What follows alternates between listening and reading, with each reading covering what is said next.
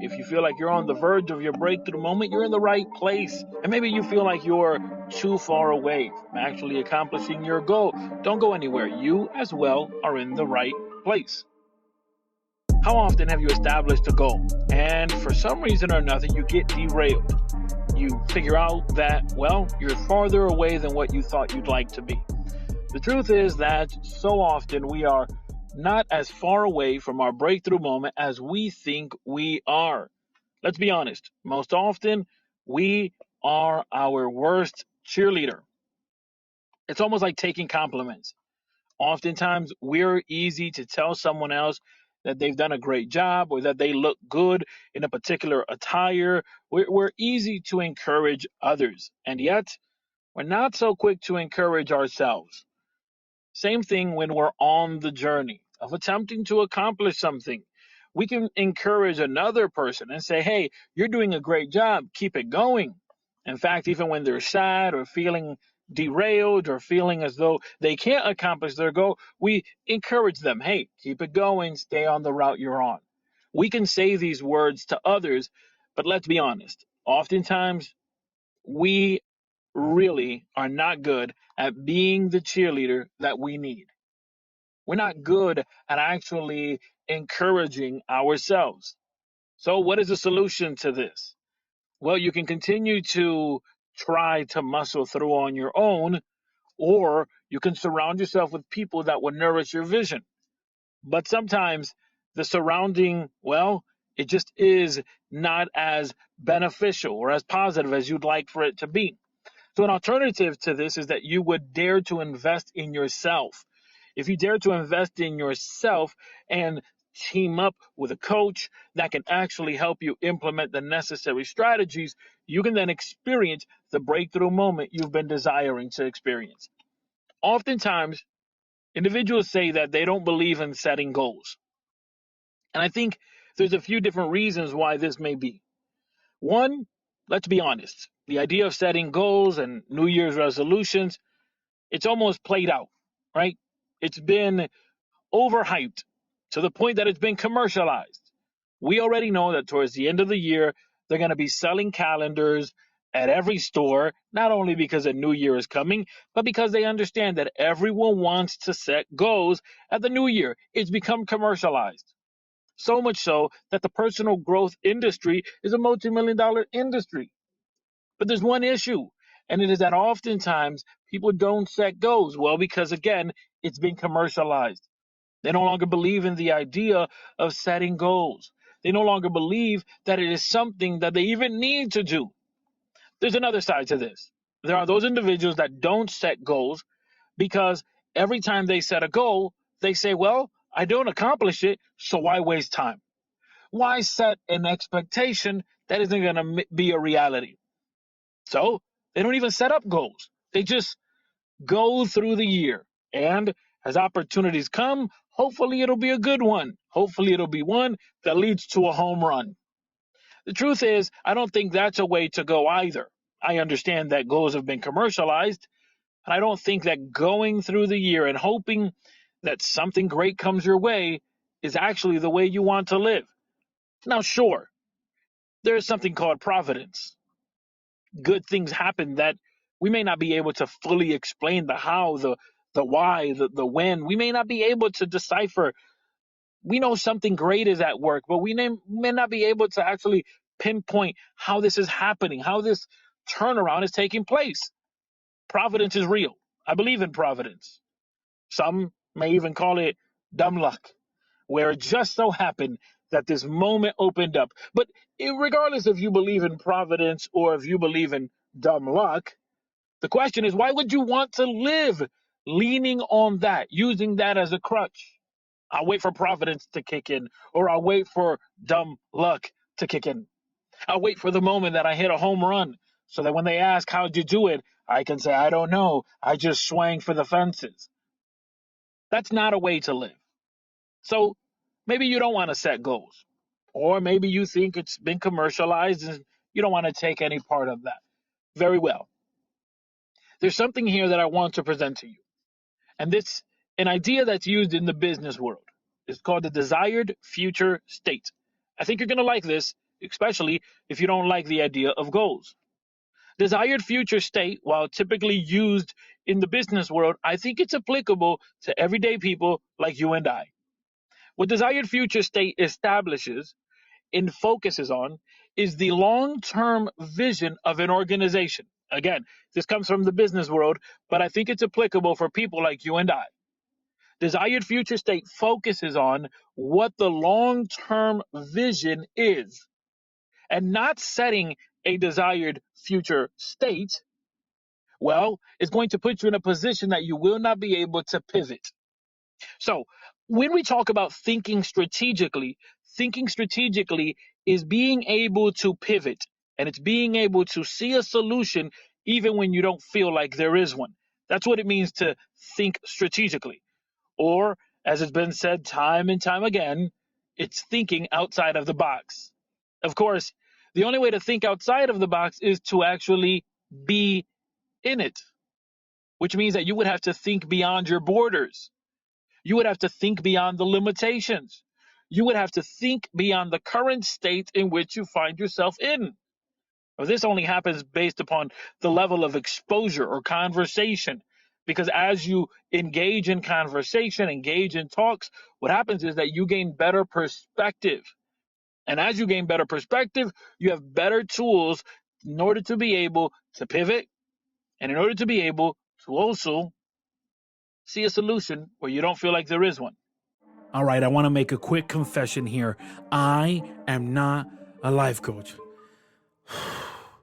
No, I'm not a life coach because I'm a personal growth strategist. A personal growth strategist can help you think strategically and establish a strategy in the face of adversity. Maybe you're ready to go to the next level, but you don't see the starting line. You have a hunger and a drive inside you, but you feel like there's a fog that surrounds you. The responsibilities of every day bog you down, making it much more difficult and complicated to even start or feel as though you can start. A personal growth strategist not only allows you to define the starting line, but they help you have a breakthrough moment. Head over to MiguelLeBron.com. That's MiguelLeBron.com, where today you can set up a free 30-minute strategy session. So no, I'm not a life coach. I'm a personal growth strategist, and I want you to have a breakthrough moment.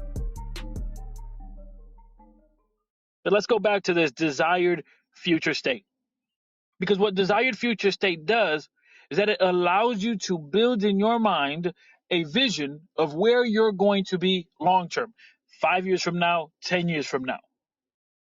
And the idea is that you would write out this story. If you were an author, you would write out the story, the character is you, and what you're writing is where you intend on being in 5 years, in 10 years. I know this is something you probably did when you were in school, when they ask you, where do you see yourself in 10 years from now or in 20 years from now? Back then, we were so naive, filled with hopeful wishing and imagination that we did not know the difficulties that we may encounter on the journey.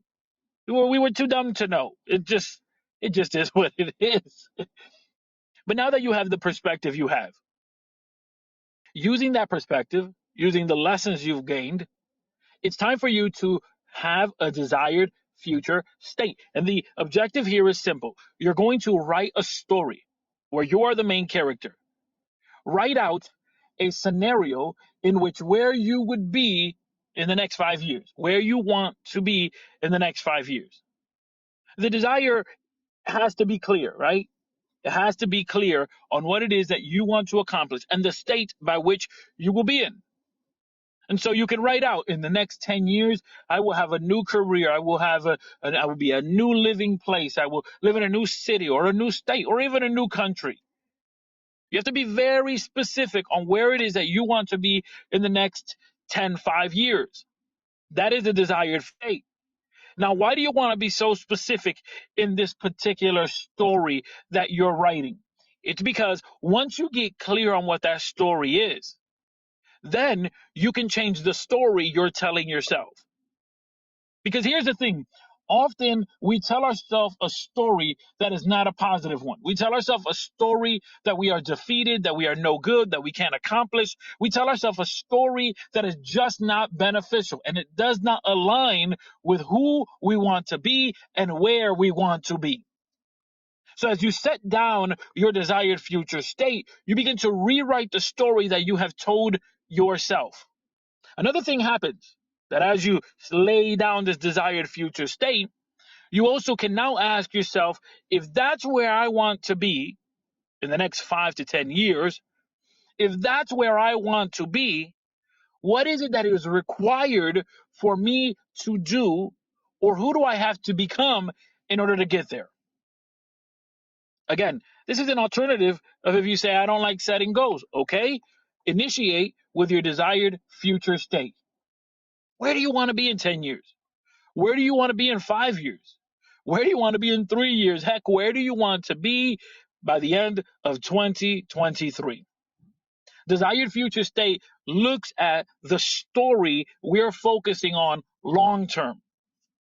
The beautiful thing about this is that once you have set out the story, you can then change the story you're telling yourself, but you can now be very specific on what is required in order to make that story a reality.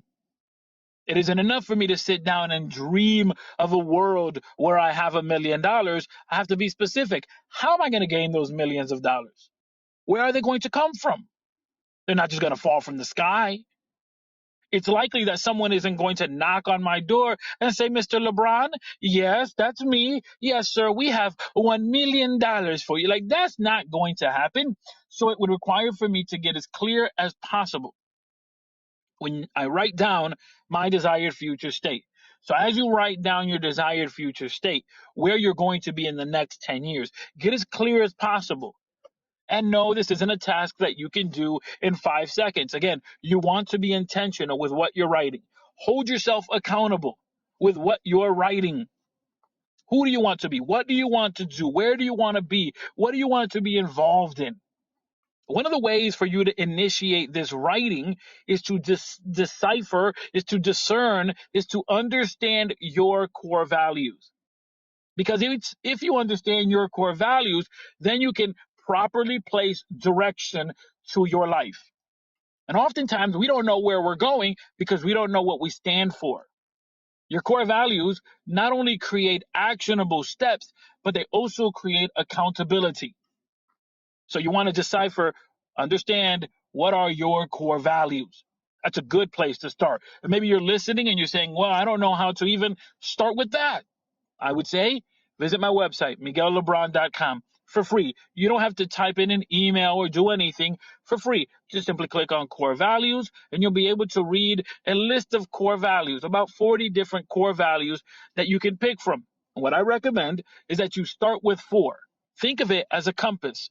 A compass has 4 directions: north, east, south, and west. So you want to start with 4 core values. Once you've set those 4, then you can begin to lay out your desired future state. Because again, your desired future state has to align with what is important to you. For example, you're not going to write a desired future state of being an individual who's in a tropical island if really you don't like the warm weather or the humidity. And you're not going to write that you're going to stay in your job of 9 to 5 if really you want to be an entrepreneur. And cultivating the creativity that you have is much more important. So it's vital in this process that you would get really serious about what are your core values. Having determined what are your core values, you can then begin to write your desired future state, which is a long-term view of where you desire to be. By setting down this long-term view, you can then begin to determine what it is that you need to do, who you have to become, and of course, you can change the story that you tell yourself. Because so often, we are not our best cheerleader. Oh, we can be a great cheerleader for other people. We can tell other people, keep it going, keep it up. You're doing great. Don't quit. Don't surrender. Stay focused. We can tell other people that. But the truth is that oftentimes we tell ourselves a story that isn't true. We tell ourselves we're not good enough. We tell ourselves we're not smart enough. We tell ourselves what's the point? Nobody cares. One way to change the story is to begin to write a story of where you want to be. And this is also going to bring you to where you are. Because when we talk about strategy, it's a defined number of steps to help you obtain a breakthrough moment. And the idea is that you would first become real, honest with where you are. Having determined where you are, you can then begin to implement a strategy to be the person and to be in the location and the place that you wish to be. The truth is that I think often we don't even think about where we want to be in the future. Maybe we think about things in a micro sense, in a small sense. But what if we began to look at a big picture? Who are you going to be in the next 10 years? Who are you going to be in the next 20 years? Who are you going to be in the next 50 years? If you begin to think that way, you'll notice that it'll change your habits. It'll change the way you view yourself and the future because truthfully, in the next 50 years, well, a lot will have changed. And hopefully, so will you. We often don't want to change. We want to stay in the same place with the same attitudes, with the same relationships. Change is required when we talk about growth. And when we talk about your desired future state, it is likely that your desired future state is not where you are right now. And so, yes, possibly goals have been commercialized. And possibly, yes, you can find a calendar anywhere. And on the end of the year and at the start of the new, there's a bunch of programs going on how you can start a goal. The interesting thing is that oftentimes we don't talk about that by March, everyone has already stopped their goal. For some reason or another, people fizzle out after about 3 months into it.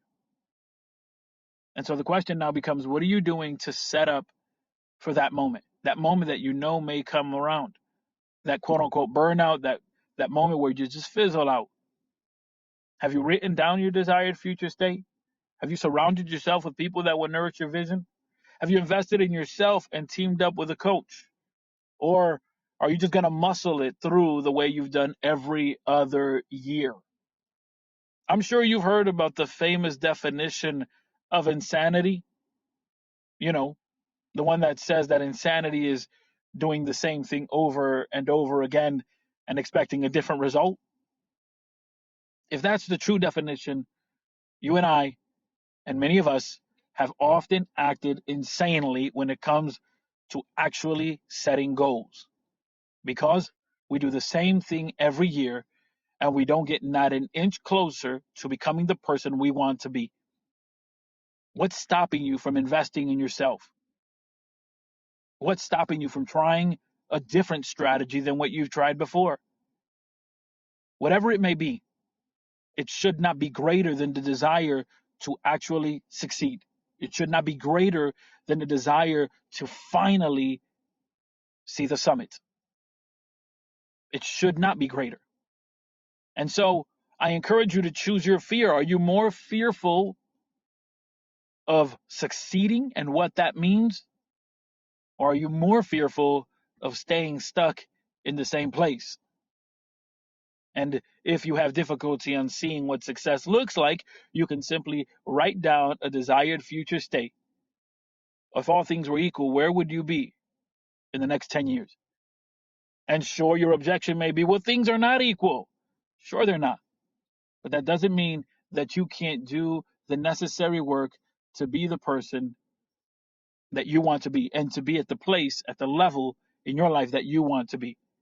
And one good way, again, to actually discern this is to get clear on what your core values are. Your core values, another way for you to talk about your core values or say core values is non-negotiables. These are the things that I will not negotiate on. I will not violate these things. When you get serious on your non-negotiables, you're able to push beyond the mundane, beyond the difficulty, beyond the giants and dragons. And if you feel alone in your journey, I want to encourage you.